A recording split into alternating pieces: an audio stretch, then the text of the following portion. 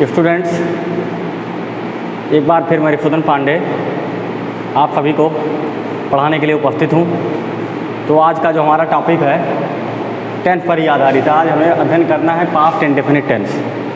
इसके पहले हम present indefinite, present continuous, present perfect और प्रेजेंट परफेक्ट कंटीन्यूअस टेंस का अध्ययन कर चुके हैं। तो एक बार फिर मैं आपके सामने EMKS क्लासेस के माध्यम से पढ़ाने के लिए उपस्थित हूँ। तो स्टूडेंट्स, पास्ट इंडेफिनिट का पहचान होता है कि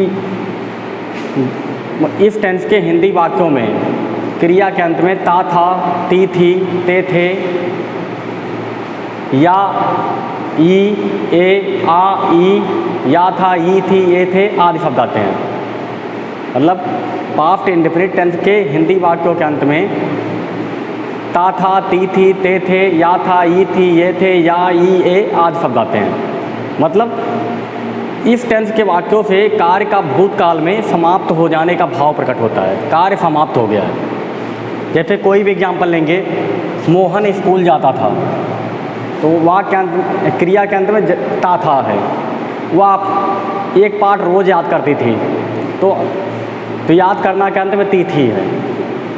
हम उसकी मदद करते थे, तो यहाँ पे थे। वह कल एक सांप देखा था, तो यहाँ पे आ था। वह अपना काम किए थे, तो यहाँ पे ये थे। तो पास्ट इंडेफिनिट का पहचान यही होता है, क्रिया के अंत में ता, था, ती, थी, ते थे, या था, ई, थी, ये थे, या, ई, ये आदि शब्द आते हैं। मतलब कार्य भूतकाल में पूरी तरह से समाप्त हो जाने का भाव प्रकट होता है। जैसे अब अनुवाद के नियम पे आते हैं।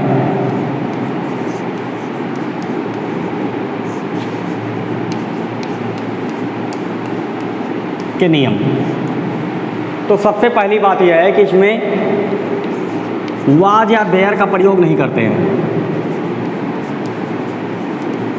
वेयर का प्रयोग नहीं करना है।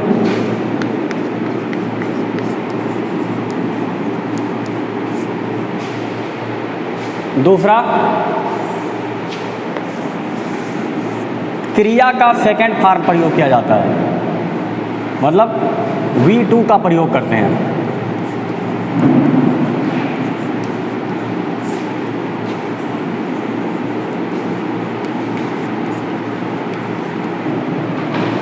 जैसे इफ टेंस के वाक्यों का जब हम बात करेंगे तो सबसे पहले क्या लिखेंगे? कर्ता को लिखेंगे, और कर्ता के बाद क्रिया का सेकंड फॉर्म लिखेंगे, और क्रिया का सेकंड फॉर्म लिखने के बाद कर्म। अब जैसे कोई भी वाक्य लेते हैं कि वह क्रिकेट खेलता था,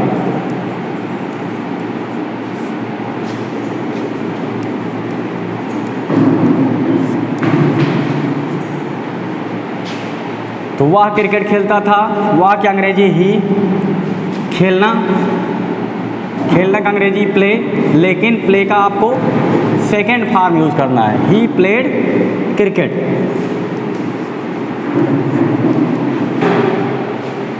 और वाक्य लेते हैं,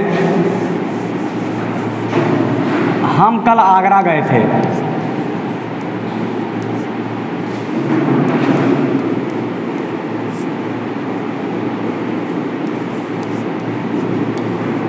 तो क्या ट्रांसलेशन होगा? हम की अंग्रेजी वी, जाना, गो का क्या लिखना है? Second form. तो गो का second form went. We went to Agra. अब कल की अंग्रेजी यस्टरडे।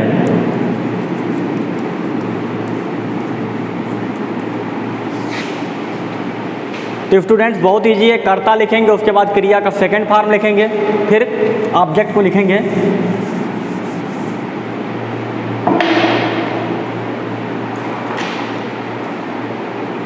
इसके बाद हाँ, और एग्जाम्पल देखते हैं। वह एक निबंध लिखा,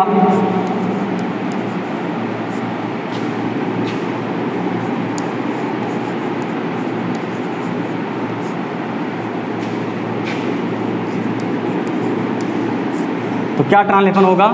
ही राइट मतलब लिखना, राइट का second form wrote, he wrote, an यसे।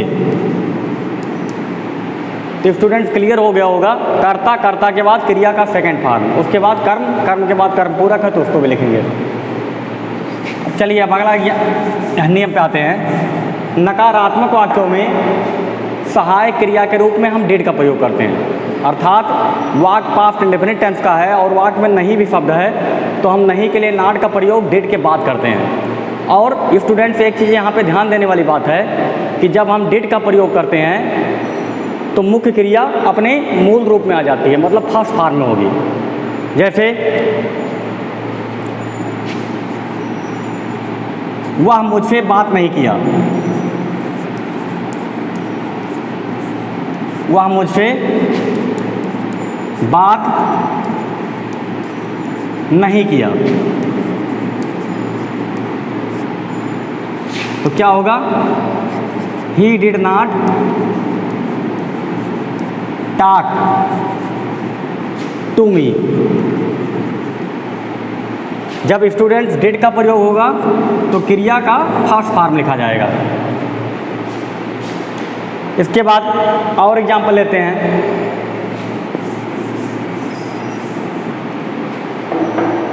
मेरे पिताजी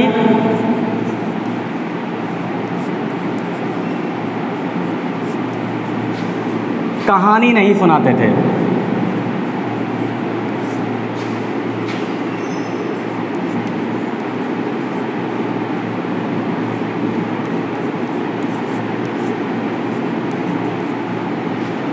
तो मेरे पिताजी, माई फादर, डिड के बाद नॉट लिखेंगे। डिड नॉट क्रिया है सुनाना, तो सुनाना का अंग्रेजी tell. The story, my father did not tell the story, मेरे पिताजी कहानी नहीं सुनाते थे। अब नेगेटिव में ही अगर कभी नहीं शब्द है तो कभी नहीं की अंग्रेजी लिखते हैं नेवर, और जब हम नेवर का प्रयोग करते हैं तो उसके साथ डिड का प्रयोग नहीं होता है। जैसे नॉट के पहले डिड का प्रयोग किया जाता था अगर नहीं शब्द है, लेकिन अगर वाक्य में कभी नहीं शब्द है तो डिड का प्रयोग नहीं करेंगे, बल्कि क्रिया के सेकंड फॉर्म का प्रयोग करते हैं, बिल्कुल अफर्मेटिव की तरह ट्रांसलेशन करते हैं। जैसे तुम झूठ कभी नहीं बोले थे,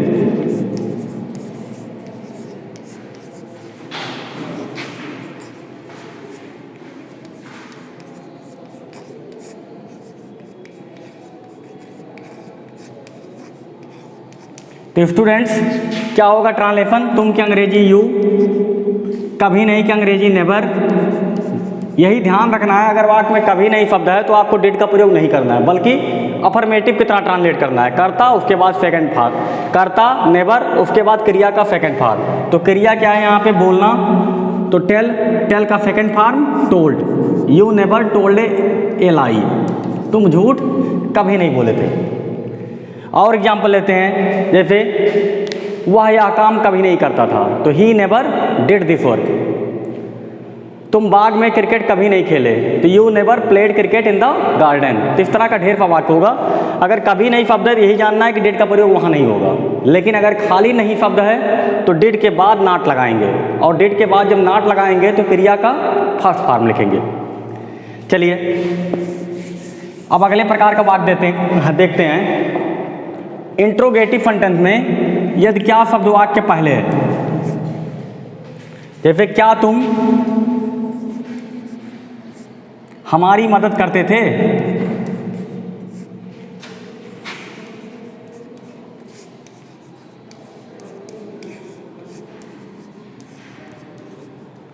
तो इंट्रोगेटिव सेंटेंस में अगर क्या शब्द वाक्य पहले है तो क्या की अंग्रेजी नहीं लिखते हैं, बल्कि उसके स्थान पर सहायक क्रिया को लिखते हैं। तो पास्ट इंडेफिनिट की सहायक क्रिया क्या हो रही है? डिड, तो डिड लिखेंगे।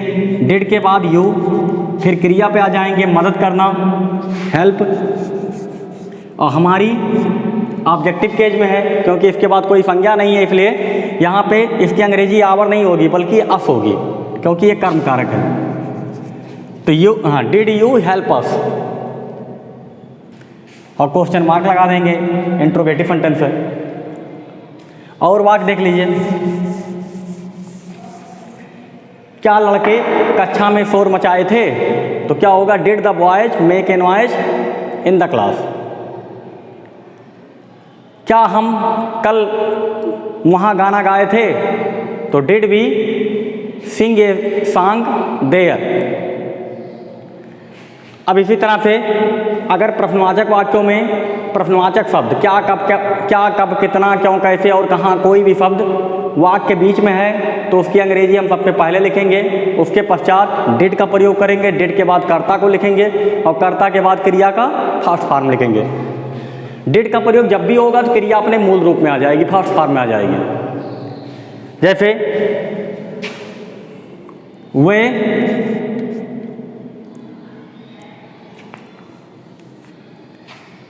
बाग में फूल क्यों नहीं तोड़े?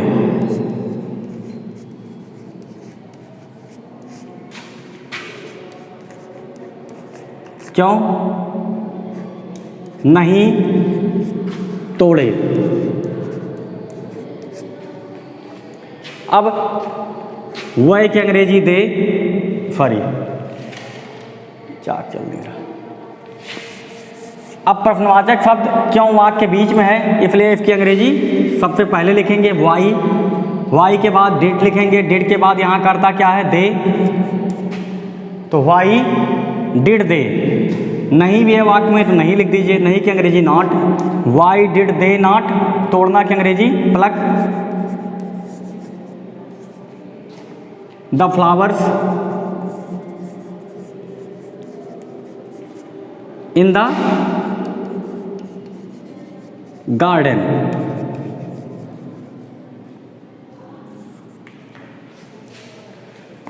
और वाक्य देख लेते हैं,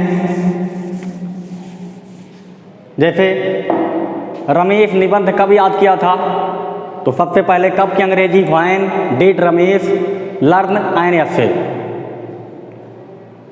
वह आगरा कैसे गया था? तो how did he go to Agra.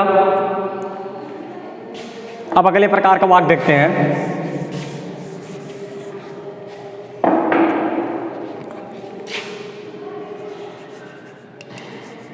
Which whose.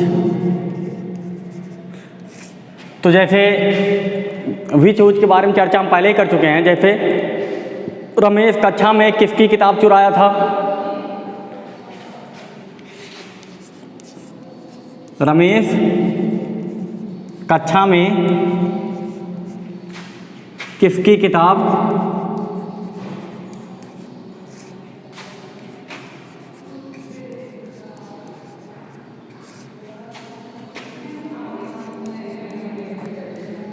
चुराया था? तो किसकी किताब? तो यहाँ क्या होगा? Whose book. कौन सी किताब होता? तो विच बुक। किसका कार? तो हुज कार। कौन सी कार? तो विच कार। किसका क्लास? तो हुज क्लास। कौन सी क्लास या किस क्लास? तो विच क्लास होता। तो यहाँ क्या है? रमेश कक्षा में किसकी किताब चुराया था? तो किसकी किताब है? किताब की तो बात हो नहीं रही है, किताब जिसकी थी उस व्यक्ति की बात हो रही है, तो इसलिए यहाँ पे क्या होगा? Whose book. अब सहायक क्रिया के रूप में लिखेंगे डिड। डिड रमेश, डिड का प्रयोग हो गया इसलिए आपको क्रिया का फर्स्ट फॉर्म लिखना है, स्टील इन द क्लास।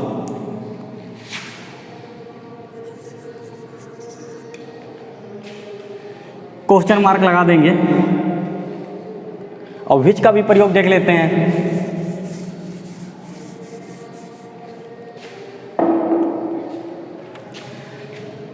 जैसे तुम्हारी बहन कौन सा कुर्सी तोड़ी थी या कौन सी कुर्सी तोड़ी थी?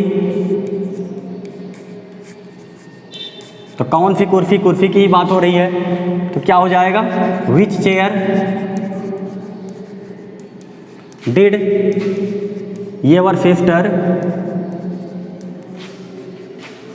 Break.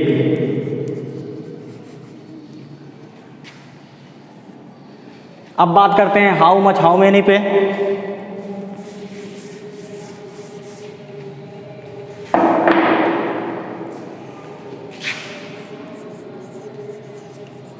How many how much. तो हाउ मैनी हाउ मच दोनों का मतलब होता है कितना। कितना के बाद यह काउंटेबल संज्ञा है, मतलब काउंटेबल नाउन है, ऐसी संज्ञा है जिसकी हम गिनती कर सकते हैं। तो हाउ मैनी होगा कितना की अंग्रेजी। अगर अनकाउंटेबल नाउन है कितना के बाद, मतलब ऐसी संज्ञा है जिसकी हम गिनती नहीं कर सकते हैं, तो वहाँ पे हाउ मच होगा। जैसे फॉर एग्जांपल कितना पानी, तो हाउ मच वाटर। कितना धन, तो हाउ मच मनी। जैसे कितना कलम, तो तो यहाँ क्या हो जाएगा हाउ मैनी पेन्स। क्यों? क्योंकि कलम को गिना जा सकता है, वहाँ पानी को, धन को गिना नहीं जा सकता। कितना रुपया, तो हाउ मैनी रुपीज। कितना शोर, तो हाउ मच नॉइज। तो जिस चीज़ को हम गिन नहीं पाएंगे वहाँ कितना की अंग्रेजी हाउ मच होगी, और जिस चीज़ को हम गिन सकते हैं वहाँ कितना की अंग्रेजी हाउ मैनी होगी।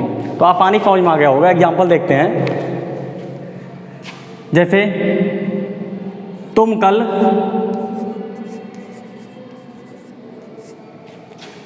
कितना प्रश्न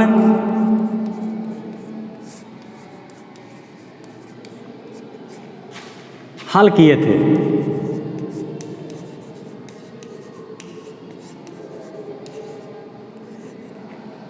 तो प्रश्न तो गिना जा सकता है, इसलिए कितना की अंग्रेजी क्या लिखना है आपको, हाउ मैनी। और how many how much interrogative शब्द तो हैं, लेकिन ये पोसेसिव केज में आते हैं, संबंध कारक में आते हैं, इसलिए इनके पास जो भी संज्ञा होती है उसको भी लिखा जाता है साथ में नहीं के। तो how many question, QUESTIONS, did you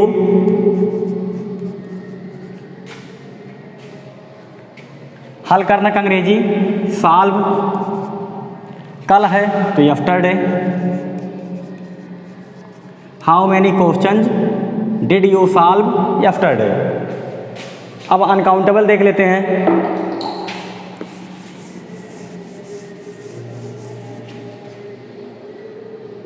जैसे वह आज कितना चीनी खरीदा था। तो कितना चीनी, चीनी तो गिना नहीं जा सकता, किलो में होगा तो गिना जा सकता है। तो किलो में होगा तो फिर हाउ मैनी हो जाएगा, लेकिन कितना चीनी लिखा है यहाँ पे तो गिन नहीं सकते आप, इसलिए हाउ मच शुगर।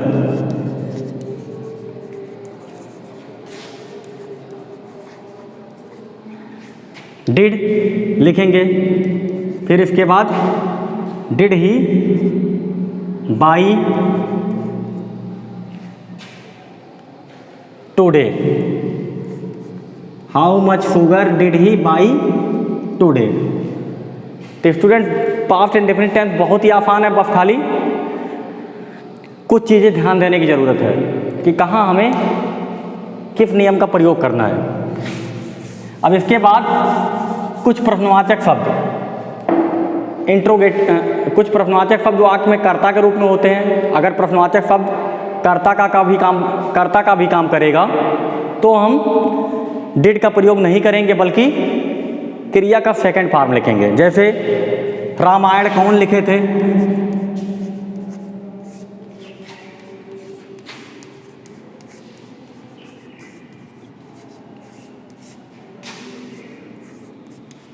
तो क्या हो जाएगा, कौन की अंग्रेजी हु। अब हु इसमें कर्ता भी है, क्योंकि लिखने वाला काम वही किए थे जो कौन का उत्तर होगा। तो हु, राइट का सेकंड फॉर्म रोट, तो हु रोट। धार्मिक पुस्तकों के नाम के पहले दा का प्रयोग होता है, इसलिए यहाँ पे दा रामायण हो जाएगा। तो हु रोट द रामायण। जैसे और एग्जाम्पल, कल तुम्हारी मदद कौन किया था, तो who helped you yesterday. Ramesh को 100 रुपया कौन दिया था, तो who gave 100 rupees to Ramesh. अब जैसे कक्षा में कितने लड़के शोर मचाए थे? कक्षा में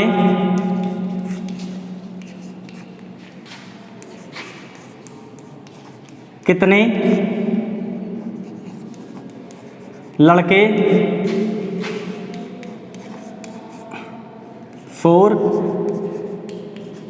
मचाए थे? तो यहाँ भी कितने लड़के लड़कों को गिन सकते हैं आप, इसलिए कितना की अंग्रेजी होगी? How many. अब हाउ मैनी बॉयज। अब यहाँ पे कितने लड़के कर्ता का भी काम कर रहे हैं, कर्ता भी है, प्रश्नवाचक शब्द के साथ साथ ये जो कंपाउंड वर्ड है कर्ता का भी काम कर रहा है। जैसे शोर मचाने वाला काम हुआ, लेकिन शोर मचाने वाला काम कौन किया? कितने लड़के का जो उत्तर होगा, 10 लड़के, 20 लड़के, 50 लड़के। तो हाउ मैनी बॉयज, इसलिए यहाँ भी आपको डिड का प्रयोग नहीं करना है, बल्कि क्रिया का सेकंड फॉर्म लिखना है। क्यों? क्योंकि how many boys as a subject यहाँ पे वाक्य में है। तो how many boys made a noise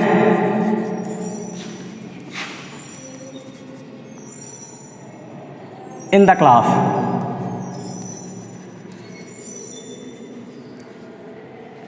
इसके बाद ऑब्जेक्टिव केस में भी आ जाते हैं।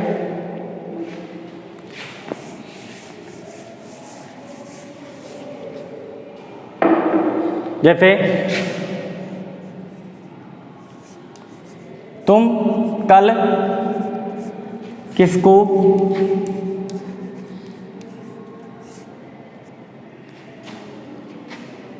अंग्रेजी पढ़ाए थे?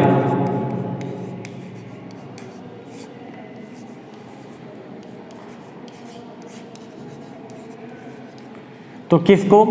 whom,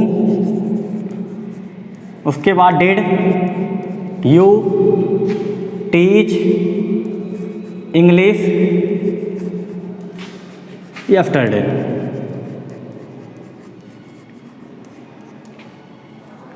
तो स्टूडेंट्स एक बात बता दूं कि whom का प्रयोग ऑब्जेक्टिव केस में किया जाता है। who का ऑब्जेक्टिव केस है whom, लेकिन who का ऑब्जेक्टिव केस who भी होता है।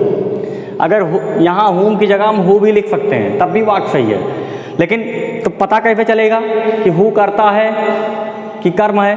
अगर who के बाद सहायक क्रिया है तो समझिए who का मतलब आएगा किसको या किसे। लेकिन अगर who के बाद सहायक क्रिया नहीं है, बल्कि क्रिया का सेकंड फॉर्म है, तो who करता है, तो who का मतलब होगा कौन? तो स्टूडेंट्स, इसी के साथ पास्ट इंडेफिनिट टेंस समाप्त हो जाता है। वीडियो यहीं समाप्त करते हैं। धन्यवाद।